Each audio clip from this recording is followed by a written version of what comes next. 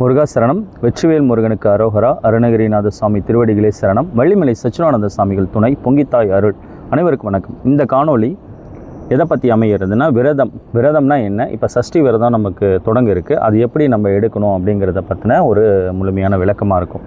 முதல்ல விரதம் அப்படிங்கிறது நமது உணவை எடுக்காமல் நமது இறைவன் பால் நம்ம மனதை ஒருநிலைப்படுத்தி நமதுக்கு தேவைகளை பூர்த்தி பண்ணுறதுக்கு இந்த விரதத்தை முதல்ல தேவர்கள் தான் கையாண்டிருக்காங்க. அவங்க அதை வெற்றி கடைஞ்சதுக்கப்புறம் மகான்கள் சித்தர்கள் வழியே கொண்டு வந்து இப்போ நம்மளும் இதை கடைப்பிடிக்கிறோம்.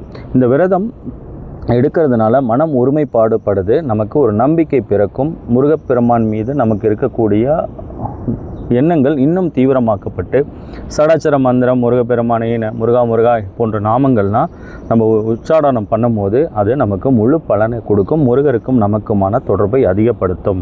இந்த நோக்கத்திற்காக விரதங்கள் அமைக்கப்பட்டிருக்கு. இதில் எத்தனை வகையான விரதங்கள் இருக்குது அப்படின்னா, நீங்கள் வெள்ளி செவ்வாய் விரதங்கள் இருக்குது, கார்த்திகை விரதம் இருக்குது, சஷ்டி விரதம் இருக்குது. ரொம்ப விசேஷமானது இந்த சஷ்டி விரதம். இந்த சஷ்டி விரதத்தில் எந்தெந்த வகைகள் இருக்குது, எப்படிலாம் செய்யலாம் அப்படின்னு பார்த்தீங்கன்னா, சஷ்டி விரதம் வரும் 22ஆம் தேதி தொடங்குது. நீங்கள் அதை முதல் நாள் இரவுலேருந்து அதை நீங்கள் கடைப்பிடிக்க ஆரம்பிச்சிடணும். முதல் நாள் இரவு நீங்கள் எளிய உணவை எடுத்துகிட்டு உங்களுக்கு அருகாமையில் நீர்நிலைகள், ஆறோ குளங்கள், சமுத்திரம், கடல் போன்றவையெல்லாம் இருந்தால் அங்கே நீராடிட்டு வந்து வீட்டில் வந்து நீங்கள் மறுபடியும் நீராடி முருகப்பெருமானோட வழிபாட்டை அந்த விரதத்தை தொடங்கலாம். எப்படி விரதத்தை தொடங்கணும் அப்படின்னா, ஒரு கலசம் வச்சு கலசத்தில் மாயிலை வச்சு மேலே தேங்காய் வச்சு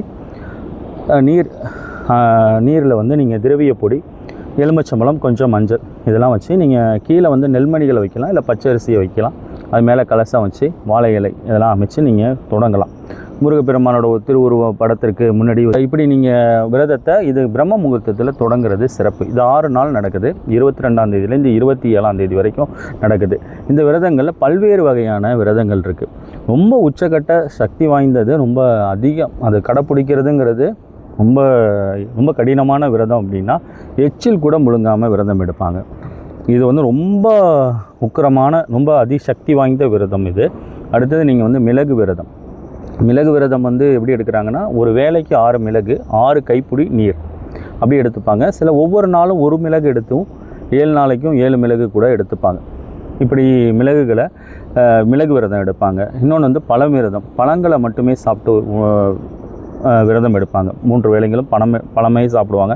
இதில் நீங்கள் ரொம்ப தவிர்க்க வேண்டியது, இந்த ஜூஸ்லாம் குடிக்கிறது. விரதத்தப்போ ஜூஸாக குடிப்பாங்க. அந்த எலுமிச்சை சாறு, நார்த்தங்காய் சாறு, சாத்துக்குடி இதெல்லாம் தவிர்க்கணும். ஏன்னா இது அமிலத்தன்மை உள்ளது. இளநீர் இதெல்லாம் தவிர்த்துட்டு இந்த மாதிரி நீங்கள் அமிலத்தன்மை இல்லாத உணவுகளை, ஆப்பிள் அந்த மாதிரி உணவுகளை நீங்கள் எடுத்து விரதத்தை தொடங்கலாம். இப்போ தண்ணீர் விரதமும் இருக்குது. தண்ணீர் மட்டுமே குடிச்சிட்டு விரதம் இருப்பாங்க. அப்புறம் பால் விரதம் இருக்குது. காலையிலேருந்து எதுவும் சாப்பிட மாட்டாங்க. மாலை 6 மணிக்கு மேலே ஒரு நைவேத்தியம் வழிபாடு பண்ணி பால் வச்சு பழம் வச்சு முருகப்பெருமானுக்கு படைச்சிட்டு அந்த விரதமும் எடுப்பாங்க.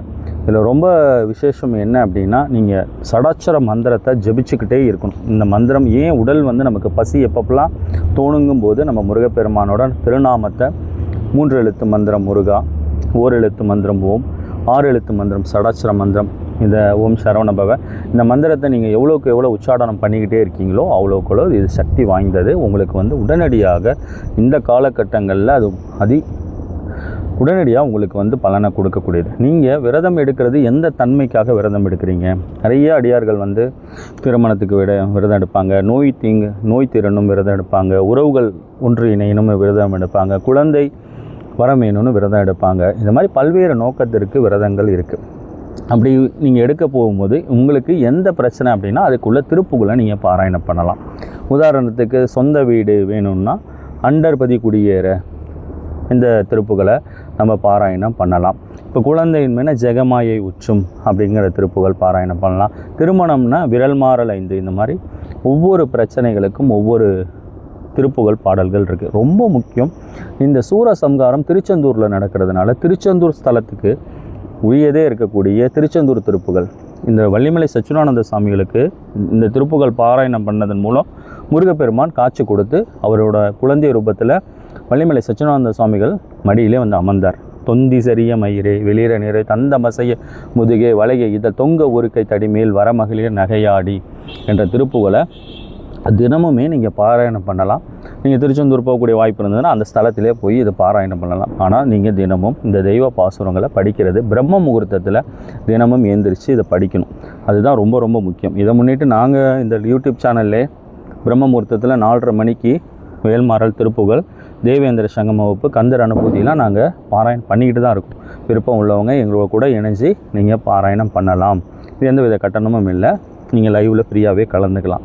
ஆனால் தினமும் நீங்கள் விரதம் எடுக்கிறவங்க தினமும் நீங்கள் பிரம்ம முகூர்த்தத்தில் எழுந்திரிச்சு உங்களுடைய அண்ணன் கடமைகள் எல்லாம் முடிச்சுட்டு திருநீர் அடிச்சுட்டு கிழக்கு பக்கம் பார்த்து நீங்கள் சடாச்சர மந்திரத்தை ஜபத்தை ஆரம்பித்து தொடங்கிட்டு அதுக்கப்புறம் நீங்கள் தெய்வ பாசனம், கந்த சஷ்டி கவசம், கந்தகுரு கவசம், உங்களுக்கு என்ன விருப்பமோ, என்ன திருப்புகள், உங்களுக்கு என்ன பிரச்சனைக்கு நீங்கள் விரதம் இருக்கிறீங்களோ அந்த பிரச்சனைக்குள்ள திருப்புகளை, எல்லா பிரச்சனைகளுக்கும் திருப்புகள் இருக்குது. அந்த திருப்புகளை நீங்கள் பாராயணம் பண்ணிங்கன்னா இந்த 7 நாட்கள் முடிந்தவுடன் உங்களுக்கு அற்புதமாக உங்களுடைய கோரிக்கை நிறைவேறும். தேவர்களுக்கு இது நிறைவேறினதுனால அப்படியே வழி வழியாக வந்து இப்போ நம்ம மனிதர்கள் நம்மளும் இதை கடைப்பிடிக்கிறோம். இப்போ இதில் அருமருந்து கந்தர் அனுபூதியில் 18வது பாடல் வந்து ரொம்ப விசேஷம்.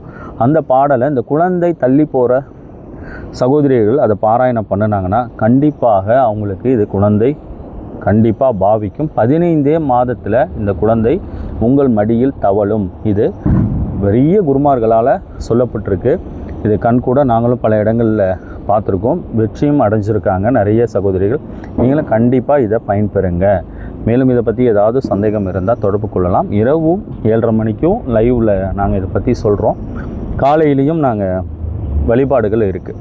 வேல்மாறல், திருப்புகழ், கந்தர் அனுபூதி, கந்தர் அந்த பாடல்களை எல்லாம் தினமும் நீங்கள் பாராயணம் பண்ணிக்கிட்டே வந்தீங்கன்னா வாழ்க்கை அற்புதமாக இந்த விரதம் முழுமையான நீங்கள் எந்த நோக்கத்திற்கு கடைப்பிடிக்கிறீங்களோ அந்த நோக்கம் அற்புதமாக வேலை செய்யும். இதை நீங்கள் முன்னிட்டு தொடர்ந்து கடைப்பிடிங்க. எக்காரணம் இது முதல்ல நீங்கள் ஒரு முக்கியமான ஒரு விஷயத்தை புரிஞ்சுக்கணும். நிறைய பேர் என்ன பண்ணுவாங்க, முதல்ல நான் மிளகு விரதம் எடுக்கிறேன் அப்படின்னு தீர்மானிப்பாங்க.